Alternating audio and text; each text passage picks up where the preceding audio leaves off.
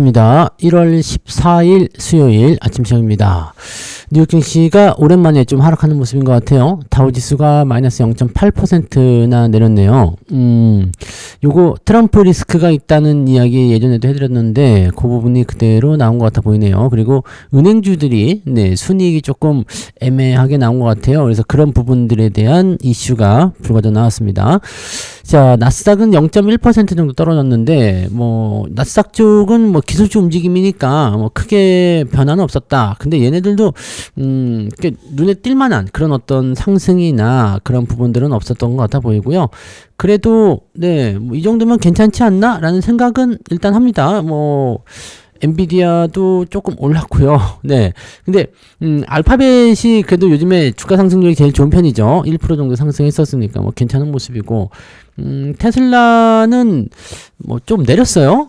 오히려 분위기가 좋아지는 것 같아 느낌이 좀 있었는데도 불구하고 좀 내렸고, 하여튼 이렇습니다. 그래서 크게 변화하는 형태의 모습은 아니기 때문에 그 부분만 조금 체크를 좀 해보셔야 될 것 같아 보이긴 하고요. 이게 눈에 띌만한 어떤 변화를 가져오는 그런 형태의 움직임은 아직 없기 때문에요. 다우지수가 조금 내린 것에 대해서는 그냥 그렇구나 정도로만 보시는 게 맞겠고요. 뭔가 이제 트리거, 이제 주가를 변화시킬 만한 어떤 요소는 크게 나타나고 있지 않다. 이 상태에서 자꾸 트럼프가 뭔가 문제를 만들려고 하는 움직임이 좀 있다. 그렇게만 보셔야 되겠죠.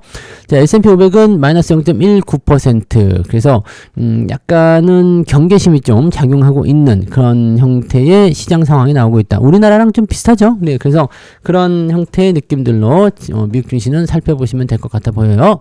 자, 뉴스를 살펴볼게요. 도대체 무슨 갈등이 있었나요? 뉴욕 증시 트럼프 은행 갈등의 불확실성이 촉발되고 약세로 마감되었다. 자, 뉴욕 증시 3대 지수가 모두 하락 마감을 했는데 대형 기술주가 보합권에서 미지근한 움직임을 보였다. 이거 괜찮은 거예요. 주가 떨어졌는데 불구하고 살짝 올랐잖아요. 그죠? CPI 지표가 이제 나왔어요. 이 CPI 지표가 예상치의 부합. 이렇게 나왔다. 근데 시장은 별다른 반응을 보이지도 않았다라는 얘기입니다. 자, CPI 지표 살펴보시면, 전월 대비 0.3% 상승이고요. 전년 동월 대비로는 2.7%. 2.7%는 예상치 그대로입니다. 그래서 똑같구나라고 볼 수 있었던 부분이고요. 근원 CPI, 이게 변동성이 큰 거 빼고, 보여지는 이제 핵심 CPI는 전월 대비 0.2% 상승에 전년 동월 대비로는 2.6% 상승. 그러니까 요거는 조금 내려갔네요. 그죠? 자, 그래서 2%대 CPI가 계속 나오고 있으면 사실 물가는 괜찮아요 라고 얘기가 나올 수 있습니다. 소비자 물가 지표가 이렇게 이 정도 올라갔으면은 괜찮은 거 아니야? 나올 수 있죠. 물론 그 뒤에 나오는 PPI 지표라든지 생산자 물가 지표, 그 다음에 PCE 지표, 개인 소비 지출, 이런 등등의 지표가 계속 남아 있겠습니다만, 지금 CPI 정도로는 괜찮은 것 같아요. 그러면, 금리 인하를 좀 해줄 수 있는 거 아니냐? 또 이렇게 나올 수도 있는데, 연준 입장에서는 2%대 CPI가 왔음에도 불구하고 똑같지 않냐? 그럴 수도 있겠죠. 그래서 아직까지는 예상치나 전망치에 부합하는 모습이기 때문에 괜찮아요 라고 볼 수 있겠지만 1월 말에 있을 FOMC에서 전격적으로 금리를 인하할 수 있을지는 아직은 확인할 수가 없겠죠. 자, 그래서 그런 부분이고요. 목표치 2%와의 괴리가 좁혀지지 않고 있다라고 얘기를 하고 있으니까요. 그렇게 봐주시면 되겠습니다. 어쨌건 간에 이번에는 그 FOMC에서 금리를 동결할 것이다 라고 얘기 나오고 있으니까 특별히 기대는 하지 않고 있는 것 같은 분위기인 것 같아요. 그리고 CPI가 나온 직후에 주가 지수 선물은 튀어올랐지만 정규장에서 모두 상승분을 반납해주면 떨어졌다 이렇게 되어 있네요. 약간은 좀 지금 왜냐면 트럼프가 계속적으로 또 파월을 또 머저리니 멍충이니 이렇게 또 비난하고 나섰기 때문에 거기도 참 인성이 너무 더러운 것 같아. 그죠? 남을 그렇게 깎아내면은 자신도 같이 깎아야 내려간다는 것을 모르는가 봐요. 그래서 이게 참 안타까운 일이죠. 아무튼 그렇게 되어 있어서 시장에 잡음을 계속 만들고 있고요. 또 한 가지는 이란. 여기는 뉴스에 안 나와 있나요? 안 나와 있는 것 같은데, 이란 쪽에 그 시위대한테, 야, 미국이 지원해 줄 테니까 가서 정부 좀 한번 뒤집어 엎어라.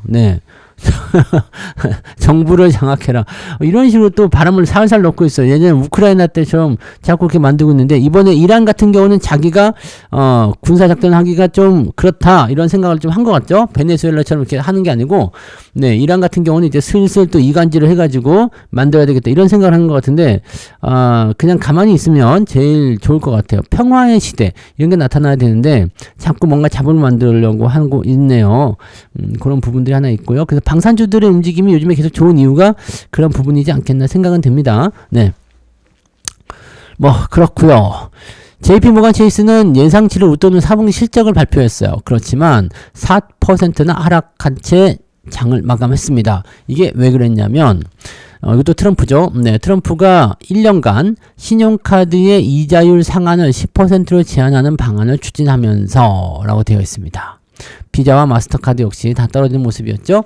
자, 신용카드 이자를 10% 이상은 네, 못 받는다 이렇게 얘기가 나오는 거죠. 이렇게 되면은 일단 요 관련 기업들 같은 경우는 이익률이 떨어질 수밖에 없겠죠. 이자 수입으로 먹고 사는 애들은 좀 그럴 수밖에 없겠죠. 그래요. 요것도 어떻게 될지는 봐야 되겠네. 그죠? 근데 신용카드 이자 상한율을 10%, 우리나라 입장에서 보면 어떨까요? 10% 넘죠. 우리나라도 그렇게 한다 그러면 은행주 네, 완전 폭락할 것 같은데, 카드사랑. 네. 왜냐면 신용카드 이자가 뭐 보통은 이게 법정 이자가 20% 넘는 거죠. 그리고 신용카드 쪽은 대체적으로 한 12, 3%? 네, 5%? 뭐 이렇게 나오는 것 같은데, 와, 이자율 엄청난 겁니다. 1억을 빌리면 1년에 1,000만 원 넘게 내야 돼요. 그러니까 요게 네, 상당하다는 이야기죠. 그러니까 신용카드는 무이자 할부나 또는 네, 일시불만 해야 되는 거 아닌가? 생각이 들긴 한데, 와, 그러네요. 네, 이 이자율 때문에 따로 이제 뭐 이렇게 그 이자를 발생시키지 않는 고객들이 있음에도 불구하고 카드 회사가 이제 혜택을 주면서 자기네 카드를 네, 유치하려고 하는 거죠. 이자를 발생시키는 요 수익률 때문에. 와, 무시무시합니다. 그죠? 확실히 돈을 가지고 하는 애들은 좀 그런 것 같아요. 근데 어쨌건 트럼프가 이 금리를 낮추려고 하는 어떤 정책적인 부분들을 계속 가지고 있기 때문에 이렇게 해서 은행주 전체적으로 하락하는 모습이 일어났다. 요거는 우리나라 은행주하고는 별 관계는 없을 겁니다. 네. 반면에 에너지는 1.5% 정도 상승했고요. 필수 소비자도 1% 넘게 올라가기는 했다. 네. 알파벳과 엔비디아, 애플, 브로드컴이 네, 상승을 했고요. 알파벳이 이거 멋집니다. 네, 알파벳. 알파벳 지금 그때 엔비디아를 사지 말고 알파벳을 삽시다라고 얘기했던 게 벌써 한 6개월 됐나요? 6, 7개월 된 것 같은데, 그죠? 네, 제법 오래된 것 같은데, 그때 이후로 잘 보시면 네, 엔비디아보다 알파벳이 주가가 훨씬 더 가팔라요. 네, 이게 쫓기는 자와 네, 쫓는 자의 그런 주가 차이라고 봐주시면 됩니다. 네, 그런 형태. 네. 자, 뭐 미국 증시는 크게 움직임이 나올 만한 부분은 없었고, 금리 동결 확률이 97%까지 나왔기 때문에 특이한 건 없고요. 빅스 지수 같은 경우는 15.98, 뭐 아직 괜찮네요. 그죠? 전체적으로 문제될 거는 없어 보이고요.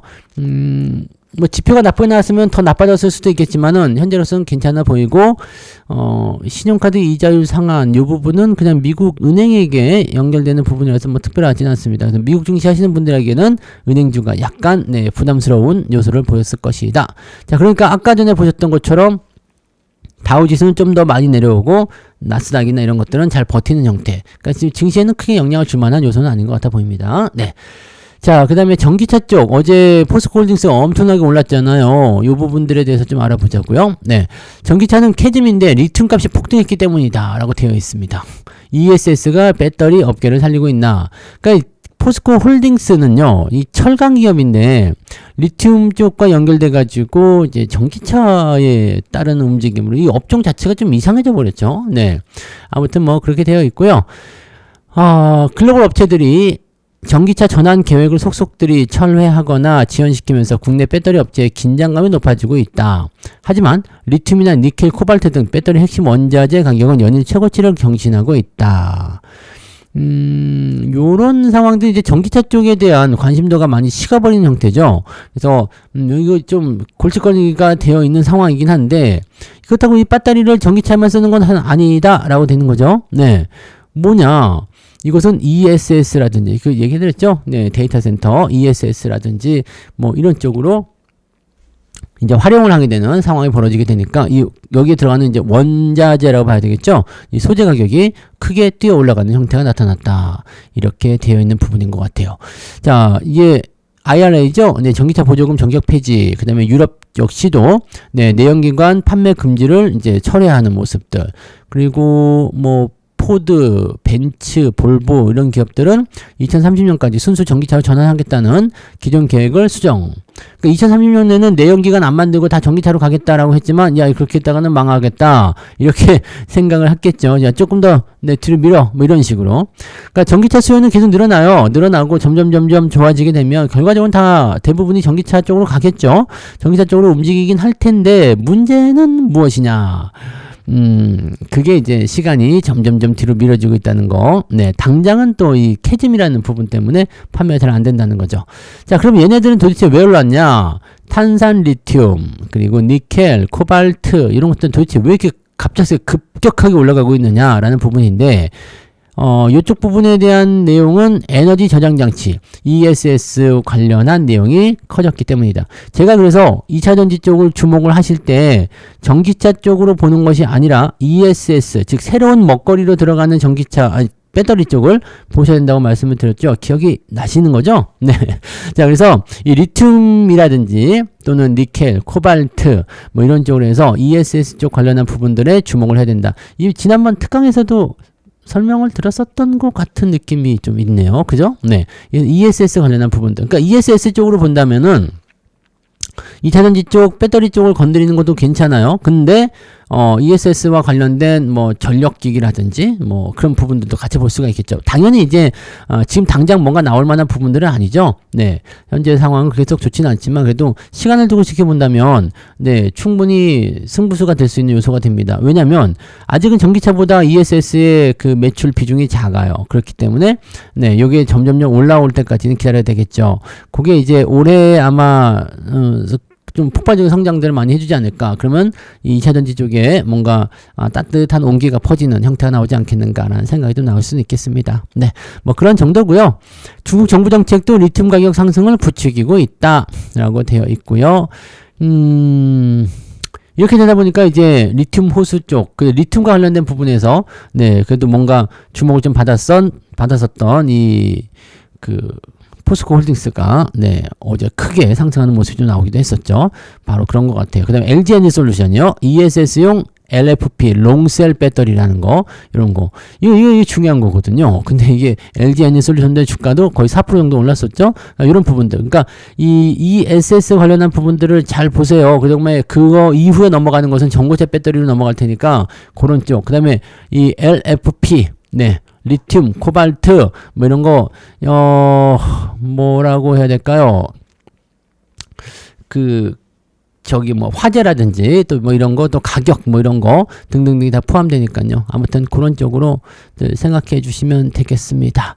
그래서 뭐, 이제 전기차 쪽에 대한 부분들이라고 보기는 좀 그렇고 2차 전지이기는 한데 전기차 쪽보다도 네, 새로운 쪽의 먹거리가 등장하기 시작했다라는 것에 주목을 좀 해 주셔야지 될 것 같아요. 네. 자, 그다음에 어제 또 급등한 종목이 현대차. 네, 로봇주로 변신했다. 이 자동차 본업, 이 기존의 본업을 계속 그냥 네, 다른 쪽으로 바꾸는 것 같아요. 네. CES에서 뉴 아틀라스 공개 이후에 관련주로 급등하게 되는 모습이 나타나게 되고요. 네, 현대차가 이렇게 하다 보니까 이 아틀라스와 연결된 휴머노이드 로봇과 연결된 그런 종목들도 다 같이 올라가는 모습인 것 같아요. 자, 중요한 건 이거예요. 지금 이 아틀라스 아니죠. 보스턴 다이내믹스. 네, 이 아틀라스가 있는 보스턴 다이내믹스가 뭐냐? 비상장 기업이다 이거죠. 비상장 기업. 이건 뭐냐면 상장을 시켜버리겠다 이 얘기가 될 수 있습니다. 상장을 시켜버리면 뭐 어떤 일이 벌어지느냐. 지분을 갖고 있잖아요. 그럼 지분 가치가 쭉 상승하죠. 예전에 그 LG 에너지 솔루션이 네, 분할 재상장 이 되는 그 시점에서 LG화학이 주가 크게 또 올라갈 수 있었던 그런 내용이 좀 됐잖아요. 그러니까 물론 이제 배터리 때문에 그때는 올라가기도 했지만 이 지분 가치 쪽에서는 회사 입장에서 굉장히 큰 도약이 될 수 있는 요소가 좀 됩니다. 그래서 지금 어제 40만 원이 넘어갔죠. 현대차. 추가적으로 더 올라간다는 얘기들이 많이 있어요. 그러니까 이 부분이 굉장히 중요한 거고, 그럼 지분 관계가 굉장히 중요할 거 아니에요. 지분 관계와 또 휴머노이드와 관련된 부분에서 어떤 사업은 어떻게 진행되고 있는지 이런 게 또 중요하게 되는데, 그런 부분들을 좀 살펴보시면 여기 있죠. 네, 보스턴 다이내믹스의 지분 구조 지금 추정치로 봤을 때 이렇게 나온다는 건데, 일단은 현대, 기아, 현대 모비스가 순환 출자니까 얘네들이 위쪽으로 대장이 되어 있겠죠. 그 중에서도 현대차가 가장 비중을 많이 가지고 있다, 이렇게 보시면 되는 거고, 그 다음에 기아차, 현대모비스 이런 순서이긴 합니다. 결과적으로 얘네들도 이제 수직 계열로 그 뭐라고 하죠, 지배구조 개편을 좀 하지 않을까 싶긴 한데, 아직은 현대모비스 쪽이 좀 애매했죠. 그래서 현대모비스에 대한 부분들은 그때 ST7에 자동차에 포함을 시킨 게 현대, 기아, 현대모비스잖아요. 이쪽 부분들이 이게 여기가 조금 애매했기 때문인데, 지금은 이게 또 빛을 발하고 있는 것 같아 보이긴 합니다. 아무튼 그렇고요. 그래서 요 세 개가 HMG 글로벌이라는 이 덩어리에 뭐가 돼요? 56.5%, 네, HF, 56.5%의 지분을 갖고 있게 되는 상황이 되는 거죠. 자, 그러면, 여기 써있죠. HMG 글로벌이라는 것은 현대차와 기아차, 현대모비스 등이 이 보스턴 다이내믹스의 투자를 위해서 설립한 특수 목적 회사. 그러니까 투자를 위해서 설립한 또 하나의 회사가 된 거고요. 여기 보스턴 다이내믹스를 이제 설립을 하는데 중요한 요소가 된 거고, 그 다음에 나머지는 정의선 회장, 현대글로비스, 소프트뱅크가 뭉쳐가지고 나머지 지분을 확보하고 있다. 야, 정의선 회장, 현대글로비스, 허허. 거의 뭐 이쪽 뭐 다 네, 그 집중이 되는 거네요. 자, 이렇게 되면은 어떻게 되겠어요? 요 기업들이 포함이 되는데, 자, 여기에서 다 올라갔겠죠? 네, 다 올라갔을 거고, 그 다음에 개발 사업 구조에서 봤을 때는요, 현대차 그룹에서 지금 봤을 때 현대자동차, 현대위아, 보스턴 다이내믹스가 휴머노이드 및 로봇 OEM을 담당하게 되고요. 액추에이터 모듈 설계 및 디자인에서는 현대모비스와 HR만도, 소프트웨어 및 휴머노이드 배포는 현대오토에버, 현대글로비스 이렇게 포함되어 있다라고 얘기를 하고 있습니다. 그 외에도 이제 뭐 자잘한 부품주들도 많이 있겠죠. 그래서 이제는 현대차 또는 현대 그 로봇 이쪽에 뭐 연결고리가 좀 있다 그러면은 이제 주목을 받게 되는 요소가 되어버린다라고 될 수 있는 요소가 됩니다. 그죠? 자, 일단은 뭐 그런 형태로 해서 주가가 상승하는 요소가 되어 있기 때문에 이게 목표 주가를 계속 올려주는 형태가 나타나고 있어요. 증권사별 움직임 보시면 다올 투자증권 47만원, 유진 투자증권에서는 무려 60만원까지 상향 조정을 해줍니다. 그래서 40만원에 대비해서 뭐 한 20% 정도밖에 안 되기 때문에 충분히 가능성은 있어 보이긴 합니다. 한 50만원까지는 가능성이 있지 않을까 생각되긴 하는데, 그 이상의 포지션은 지금 이 자동차 업황이 아니라 로봇 업황을 접근이 되기 때문에 요거는 목표 주가의 점치기가 조금은 애매합니다. 그래서 뭐라고 말씀드리기가 조금 애매한데, 일단 추이상의 움직임으로 본다면은 한 50만원까지는 무난한 상승이 가능하지 않을까 생각되긴 하거든요. 그래서 그렇구나 정도로 일단 생각하셔야 될 것 같아요. 50만원이면은 네, 기본적으로 한 100%씩 더 100% 정도? 네, 지금 20만원 많이 비싸야 25, 그죠? 100%는 다 유지하실 수 있는 요소가 나올 것 같아 보이긴 하네요. 네, 이미 100% 넘으신 분들도 있겠지만 추가 상승에 대한 여부를 좀 보자고요. 다만 너무 급등하는 모습이 있으면 좀 내릴 수 있어요. 네, 계속 그럽니다. 차익 매도가 나오기 때문이죠. 그래서 연속적으로 급등하게 되면 특히 이런 대형주들이 10%씩 올라가면 조정이 좀 나올 수 있으니까 그런 부분들에 대해서는 약간 주의만 좀 하시면 되지 않을까. 너무 올라간 종목들은 급하게 따라가시면 꼭 얻어맞습니다. 그래서 항상 조심하시고요. 네. 자, 그래서 오늘은 여기까지 이야기해 드릴게요. 오늘도 뭐 분위기는 일단 후끈후끈하게 가면 좋겠는데, 미국 증시가 약간 썰렁썰렁, 네. 왜 이렇게 두 가지 하는 거죠? 네. 아무튼 그렇기 때문에, 조금은 주의하면서 가는 것이 맞는 것 같다 정도로만 해석하시면 좋을 것 같습니다. 뭐, 아주 나쁘게 볼 건 아니고요. 또 가는 종목들은 가겠죠? 네, 가는 종목들도 갈 테니까, 네, 그 흐름에 잘 맞춰서 대응들 하시기 바랍니다. 자, 그러면 여기서 마치도록 하고요. 저는 장중시장에서 다시 오겠습니다. 고맙습니다.